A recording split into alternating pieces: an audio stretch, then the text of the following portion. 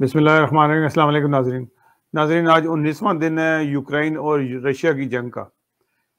کسی بھی طرح سے کوئی ایسے آثار نظر نہیں آتے کہ کوئی بات چیت کامیاب ہو۔ جو چوتھے دور کی بات چیت ہونی ہے اس میں بھی روس کی جو باڈی لینگویج ہے وہ ایسے ہی ہے کہ جب تک یوکرائن کے دارالخلافہ کیف پہ قبضہ نہیں ہو جاتا اس وقت تک وہ چین سے نہیں بیٹھیں گے، اور اس کو وہاں پہ وہ ریفرینڈم کرانے کی تیاری کر رہے ہیں۔ اس وقت جو صورتحال ہے، جو ایک 64 کلومیٹر لمبا ایک کانوائے آیا تھا جس میں رشین فورسز تھیں، بہت زیادہ فوج تھی، گولہ بارود تھا، توپیں تھیں، ٹینک بھی تھے۔ وہ کیف کے چاروں طرف سے وہ انہوں نے گھیر لیا ہے، اور جو فوج ہے، جو ان سی رشین فوج ہے، وہ جنگلوں میں چھپ گئی ہے جا کے۔ وہ کیونکہ ٹرکوں میں نہیں ہے، ٹرکوں کے اوپر حملے ہو جاتے ہیں، راستے میں بھی حملے ہوئے اور کافی زیادہ جانی نقصان ہوا رشیا کو۔ اب صورتحال یہ ہے کہ انہوں نے کیف کو سب طرف سے گھیر لیا ہے، اور یہ چند گھنٹے کی جنگ بقایا نظر آتی ہے کہ جو ہی جو سی ہے کیف پہ قبضہ ہوتا ہے اس کے بعد جو ہے صورتحال یکدم تبدیل ہو جائے گی، کیونکہ ایک بہت بڑی فوج جو سی ہے جو رشیا کی ہے، جس نے یوکرائن کے تقریباً 24 میں سے 19 شہروں کے اوپر ایک قسم کا کنٹرول کر لیا ہے، اور اس کنٹرول کنٹرول سے مراد یہ ہے کہ انہوں نے ان کو گھیرا ہوا ہے اور کئی شہروں پہ قبضہ بھی کر چکے ہیں وہ۔ اب جو صورتحال ہے کہ وہ جو ان کا پریزیڈنٹ ہے یوکرائن کا، وہ ابھی تک اس خوش فہمی میں ہے کہ شاید ہمیں نیٹو بچا لے یا امریکہ بچا لے۔ امریکہ اپنے جو اتحادیوں کی جو فورسز ہیں، یہ رضاکار ہیں، وہ ضرور یوکرائن میں داخل ہو رہے ہیں، جو رشین فورسز پہ گائے بگائے حملے بھی کر رہے ہیں، اور جس سے رشین فورسز کو نقصان ہو رہا ہے۔ رشیا اس بات کو سمجھتا ہے۔ کل رشیا نے پولینڈ کے نزدیک جو بارڈر پہ جو فورسز کٹھی تھیں ان پہ حملہ کیا، جس میں 35 افراد ان سے مارے گئے، اور جس کے اوپر صدر جو بائیڈن کو سخت غصہ تھا، اور وہ کہتے تھے کہ یہ ہمارے پہ نیٹو کنٹری کے اوپر حملہ ہے۔ تقریباً 12,000 کے قریب جو سی ہے فورس جو سی ہے یو ایس کی، اور جو پولینڈ اور اس کے ساتھ جو ممالک ہیں وہاں پہ بھیجنی ہیں، تاکہ وہ نیٹو ممالک کو بات یہ کرتے ہیں کہ نیٹو ممالک کی حفاظت کے لیے آئے ہیں۔ لگتا ایسا ہے کہ جیسے کوئی کام خراب ہونے والا ہے۔ میں آپ کو بتاؤں گا کل جو رات گزری ہے اس میں عراق کے اوپر 12 میزائل داغے گئے ہیں، جس سے ابھی تک کوئی جانی نقصان کا پتہ نہیں لگا۔ یہ مساد کا آفس تھا، جو اسرائیل کی تنظیم ہے، جو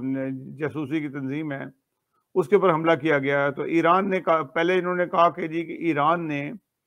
جو ان سے ہے وہ حملہ کیا ہے، لیکن ایران نے کہا ہم نے حملہ نہیں کیا، اور یہ ابھی تک ان کو پتہ نہیں لگا کہ وہ حملے کہاں سے ہوئے ہیں۔ 12 میزائل جو ان سے ہیں وہ بہت زیادہ میزائل ہوتے ہیں،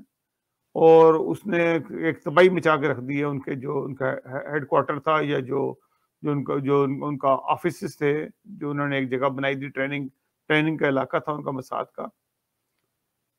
یہ بھی شک ہے کہ رشیا نے کرایا، اور زیادہ شک ان کو یہ تھا کہ ایران نے کرایا، اور یہ بھی اس میں بھی بہت ساری ہے کہ کردستان سے بھی حملہ ہو سکتا ہے،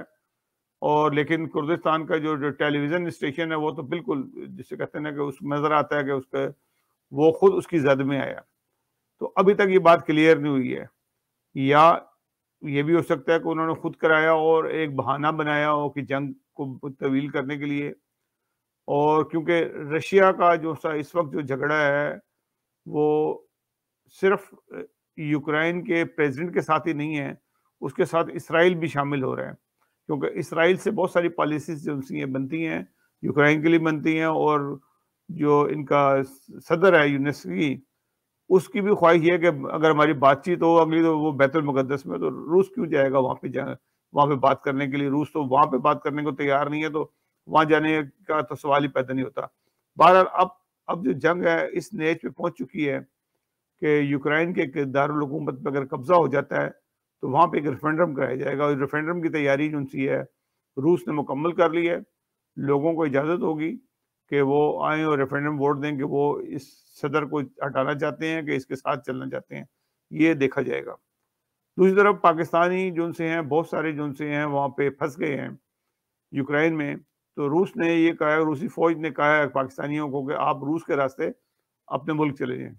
تو اب کیا کرتے ہیں کہ اب یہ دیکھنے والی بات یہ ہے کہ پاکستان کا سفارت خانہ جو ان سے ہے اس میں کیا ایکشن لیتا ہے، پاکستانیوں کو وہاں سے نکال لیتا ہے کہ نہیں نکالتا ہے۔ بہرحال یہ ایک انہوں نے روس کی فوج نے پاکستانیوں کے لیے اجازت دے دی ہے وہاں سے نکلنے کے لیے، شاید اس میں انڈین بھی ہو، لیکن پاکستانیوں کے لیے پیغام یہ ہے کہ آپ وہاں سے نکل کے اپنے ملک چلے جائیں۔ تو یہ صورتحال بن رہی ہے اور حالات جو ان سے ہیں بدستور خراب ہو رہے ہیں، اور حالات اتنے زیادہ خراب ہو جانے ہیں کہ اگر تو کوئی اور کنٹری شامل ہو گئے، جیسے کہ جو بائیڈن نے کہا ہے کہ جی یہ تھرڈ ورلڈ وار کی طرف جا رہا ہے، کیونکہ عراق میں جو مساد کے اوپر حملہ ہوا ہے اس میں ایران اور روس کا ہاتھ ہو سکتا ہے، تو یہ بھی ایک دیکھنے والی، اگر تو ان کا ہاتھ ہوا تو پھر کیا صورتحال ہوتی ہے، کیا نیٹو کیا ان کے اوپر حملہ کرے گی رشیا کے اوپر، یا ایران کے اوپر حملہ کرے گی؟ کیونکہ ایران، کیونکہ امریکہ سے 2 جہاز جو سے ہیں ریکی کے لیے ایران کے گرد چکر لگا کے گئے ہیں باہر کہ یہ کہاں سے آئے ہیں، لیکن ابھی تک ان کو پتہ نہیں لگا اور ایک کوئی نئی نیوز نہیں آئی ہے اس کے بارے میں۔ تو دوسری طرف پاکستان کے اوپر بھی ایک اٹیک آیا تھا انڈیا کی طرف سے، جس کو انڈیا نے کہا کہ یہ مسٹیک ہوئی ہے۔ میں ذاتی طور پہ اس کو مسٹیک نہیں سمجھتا، یہ بھی ایک کہتے ہیں کہ مارکیٹ کا بھاؤ معلوم کرنے کے لیے یہ بعض دفعہ ایسا کیا جاتا ہے کہ یہ سو رہے ہیں کہ جاگ رہے ہیں۔ بہرحال الحمدللہ پاکستانی فوج ہمیشہ جاگ رہی ہوتی ہے اور ان کو پتہ ہے کہاں سے آیا، کتنی دیر پاکستان کی علاقے میں رہا اور کیسے گرا۔ تو یہ تمام چیزیں جو ان سی ہیں یہ اسی وار کا حصہ ہے جو امریکہ ابھی کھیل رہا ہے، اور یا رشیا کو قابو کرنے کے لیے، یہ دنیا کو ایک مصیبت میں ڈالنے کے لیے۔ امریکہ کا تو کھیل ہو جائے گا کیونکہ امریکہ دور بیٹھا ہوا ہے، اس سے کوئی اٹیک نہیں ہوگا، لیکن جو پھنسیں گے تو وہ ایشیائی ملک پھنسیں گے یا یورپ پہ آئے گا، تو امریکہ پھر بھی سیف رہے گا۔ تو یہ اب صورتحال دیکھیں کہاں تک جاتی ہے۔ اگر تو یہ جنگ بڑھی تو یہ بہت خطرناک ہوگی، اور تھرڈ ورلڈ وار کے بارے میں تو بہت ساری پیشگوئیاں بھی ہیں اور جو اب پوری ہوتی نظر آ رہی ہیں۔ ناظرین، اگلے پروگرام تک کے لیے اجازت دیجیے گا۔ اللہ حافظ ناصر۔